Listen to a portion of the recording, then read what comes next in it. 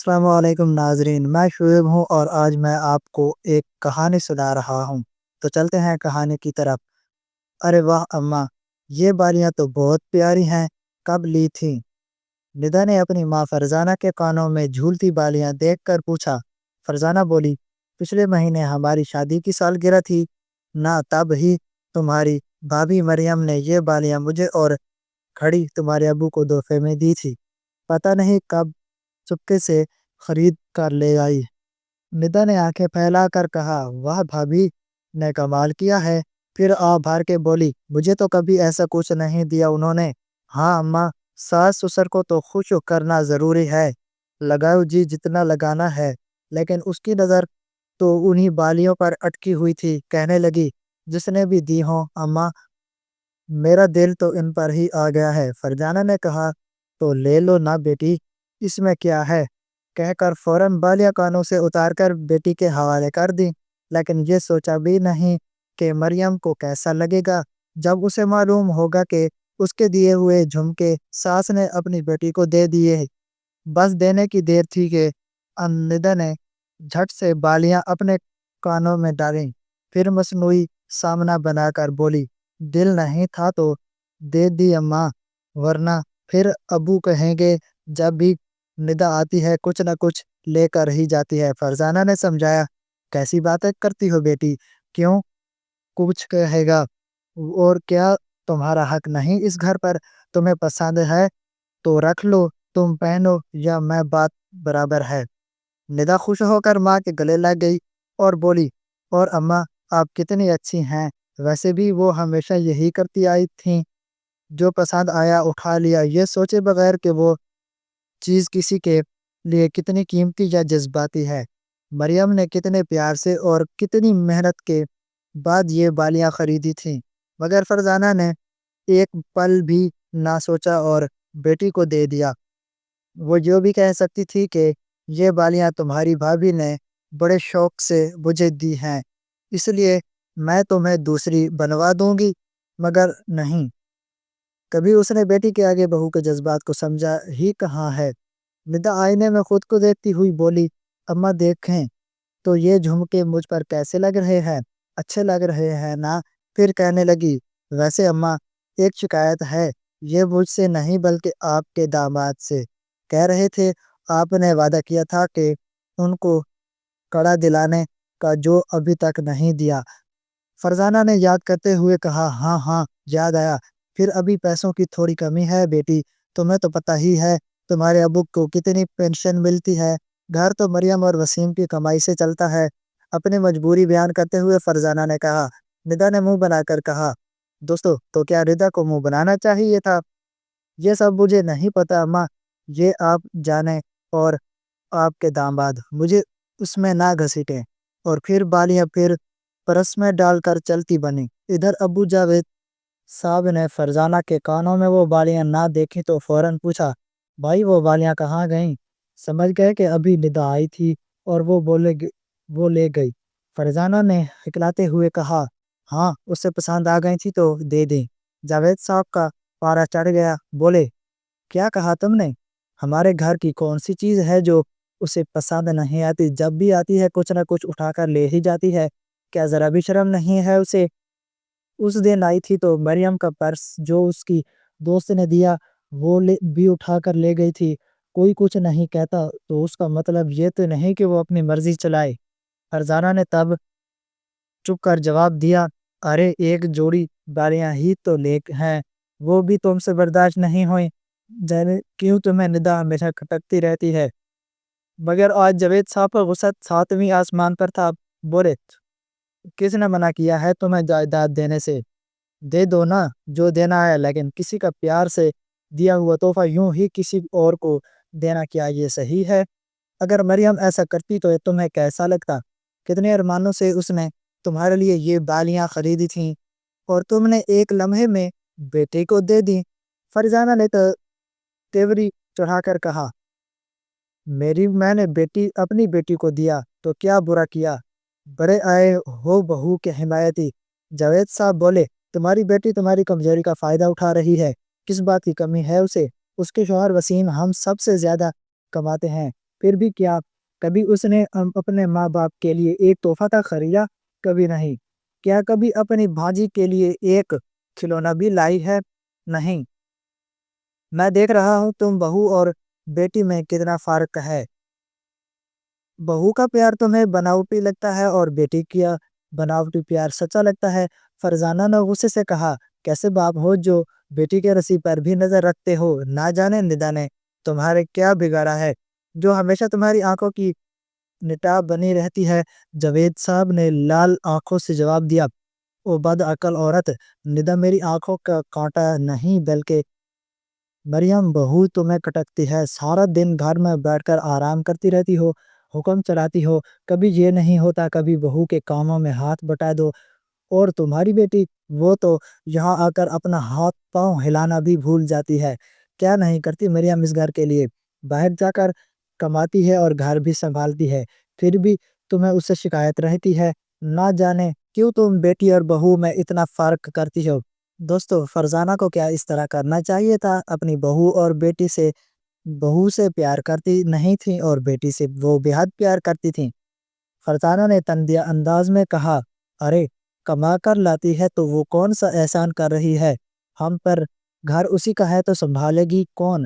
جاوید صاحب نے طنز کر کہا، اچھا صرف اسی کا گھر ہے، تمہارا نہیں؟ بیٹی جب بھی آتی ہے اس کی خاطر داری میں لگ جاتی ہو، مگر کبھی ایسا نہیں ہوا کہ دفتر سے تھکی ہاری آئی ہوئی بہو کو ایک گلاس پانی دے دو؟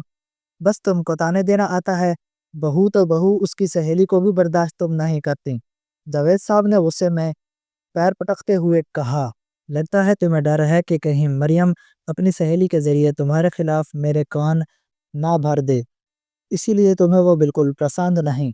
چلو چھوڑو، میں کیوں اپنے سر کو دیوار سے مار رہا ہوں، تم سے بات کرنا ہی فضول ہے۔ یہ کہہ کر جاوید صاحب چلے گئے اور فرزانہ بڑبڑاتی رہ گئی۔ تو دوستو، فرزانہ نے غلط کیا تھا تو اسے ایسے بڑبڑانا ہی چاہیے تھا، کیونکہ جاوید صاحب کا غصہ جائز تھا۔ وہ اپنی بہو سے بے حد نفرت کرتی تھی اور اپنی بیٹی کو لاڈ پیار سے سنبھالتی تھی۔ جب وہ گھر آتی تو اسے یہ برداشت نہیں ہوا کہ شوہر نے بیٹی کے خلاف کچھ کہا، لیکن سچ یہی تھا کہ جاوید ٹھیک ہی کہہ رہا تھا۔ مریم نے اس گھر کے لیے کچھ نہیں کیا تھا، مگر پھر بھی فرزانہ کو اس سے شکایت ہی رہتی تھی۔ رشتہ دار ہوں یا پڑوسی، ہر ایک سے وہ یہی شکوہ کرتی کہ اب تو بہو کے راج میں جینا پڑ رہا ہے، منہ بند کر کے رہنا پڑے گا، ورنہ کب بہو بیٹا ہمیں بڑھاپے کے گھر بھیج دیں گے۔ یہ کوئی نہیں جانتا، آج کل تو الٹا زمانہ ہے کہ ساس کو بہو سے ڈر کر رہنا پڑتا ہے۔ یہ سن کر مریم ہمیشہ سر جھکا لیتی، لیکن زبان سے ایک لفظ نہ نکالتی، البتہ اس کی آنکھوں سے بہتے آنسو اس کے دل کا درد صاف دکھا دیتے۔ مریم نے تو فرزانہ کو ماں مان لیا تھا، لیکن فرزانہ نے آج تک اسے پردیسی لڑکی ہی سمجھا۔ مریم کی ہر بات اسے دکھاوا لگتی، لیکن جب ندا ایک بار بس یہ پوچھ لیتی کہ ماں آپ کی طبیعت تو ٹھیک ہے، تو فرزانہ خوشی سے پھولے نہ سماتی، اور اگر داماد حال احوال پوچھ لیتا تو اس کے تو پاؤں سے زمین پر نہ ٹکتے۔ ایک دن مریم نے صرف اتنا کہا تھا کہ ماں زیادہ چائے آپ کی صحت کے لیے نقصان دہ ہے، ڈاکٹر نے بھی منع کیا ہے، میں ہور لکس لائی ہوں، یہ لیجئے۔ جیسے ہی اس نے گلاس بڑھایا، فرزانہ نے جھٹک دیا اور غصے سے بولی، مجھے زیادہ نصیحتیں مت دو، جو کہا ہے وہی لے آؤ۔ پھر بڑبڑاتے ہوئے کہا، بڑی آئی مجھے سکھانے والی۔ اس کی ہر بات اسے دکھاوا لگتی تھی۔ عدیل کام کے سلسلے میں شہر سے باہر گیا ہوا تھا اور مریم بھی اپنے کزن کی شادی میں گئی ہوئی تھی، مگر جاتے وقت دل ہی دل میں فکر میں تھی کہ ساس سسر کو اکیلا چھوڑ رہی ہوں، کہیں ان کی طبیعت خراب نہ ہو جائے۔ اس لیے اس نے ندا کو تاکید کی کہ دن میں کم از کم ایک بار ضرور دیکھنے آنا۔ ندا نے غصے سے کہا، آپ نہ بھی کہتی بھابھی تو بھی میں اپنی ماں باپ کا خیال رکھتی، مجھے کیا آپ ہی اکیلی نظر آتی ہیں؟ خدمت گزار میں ان کی بیٹی ہوں، بہو نہیں۔ ندا کی بات نے مریم کو بہت دکھ دیا، لیکن اس نے کچھ نہ کہا۔ دوستو، ندا کو کیا ایسا کہنا چاہیے تھا مریم سے، کیونکہ وہ اس گھر کی بہو تھی، اس کا شوہر باہر گیا ہوا تھا، تو مریم اپنے بہو کے ساتھ ایسا سلوک کیوں کرتی تھی؟ کرنا پڑ جائے بس کبھی کبھار فون پر حال پوچھ لیتی اور یہ بہانہ بنا دیتی کہ وقت نہیں ملا۔ ایک رات اچانک جاوید کی طبیعت بگڑ گئی۔ فرزانہ گھبرا گئی اور فوراً عدیل کو فون کیا مگر نیٹ ورک نہ ملا۔ پھر ندا کو فون کیا، گھنٹی بجی رہی لیکن کسی نے نہیں اٹھایا۔ داماد کو بھی فون کیا مگر وہاں بھی یہی حال، بار بار کال کرنے پر بھی کسی نے نہیں سنی تو فرزانہ نے مجبور ہو کر مریم کو فون کیا۔ اتنی رات گئے ساس کا فون دیکھ کر مریم چونک گئی اور جیسے ہی کال اٹھائی تو فوراً بولی، ماں کیا ہوا؟ ابو خیریت سے ہیں؟ مگر دوسری طرف سے صرف سسکیاں سنائی دیں تو وہ گھبرا گئی اور بولی، ماں آپ رو کیوں رہی ہیں؟ بتائیں کیا ہوا؟ سب سننے کے بعد اس نے کہا، ماں گھبرائیں نہیں، ابو کو کچھ ہو تو نہیں گیا، میں کچھ کرتی ہوں۔ اس نے فوراً اپنی سہیلی سونا کو فون کیا اور کہا کہ فوراً ابو کو ہسپتال لے جاؤ۔